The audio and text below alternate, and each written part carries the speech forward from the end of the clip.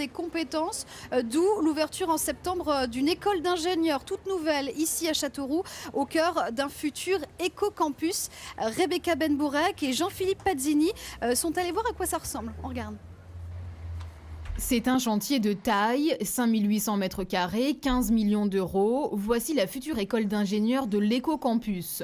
Ici, il y a déjà une université et un IUT. Objectif, créer un parc commun pour l'enseignement supérieur avec cette nouvelle école dont les travaux ont commencé il y a un an. Toutes les salles informatiques vont nous permettre aussi de transférer toute notre activité d'apprentissage qui est basée au centre-ville sur ce site-là pour avoir à terme près de 400 apprentis sur ce campus. En région centre, on a un challenge à relever. On a beaucoup dans l'enseignement supérieur, la majorité des élèves partent à l'extérieur de la région pour suivre des études. Parce que l'offre n'est pas forcément en adéquation, on a une très forte concurrence de la région parisienne. Rendre les études dans l'Indre plus attractives, c'est bien l'idée principale de ce grand chantier qui doit s'achever fin 2012.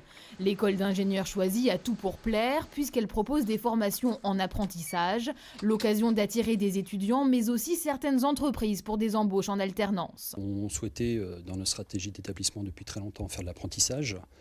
Et on voulait aussi peut-être se délocaliser ou être sur un autre site en France, comme ça se fait un petit peu au niveau des écoles d'ingénieurs actuellement. Et puis donc on a eu cette opportunité en 2005 qui en fait remplissait les deux objectifs qu'on s'était donnés. La rentrée pour la toute première promotion de l'école est prévue en septembre. La sélection des étudiants est en cours. Pour l'instant, il y a 70 candidats pour une trentaine de places.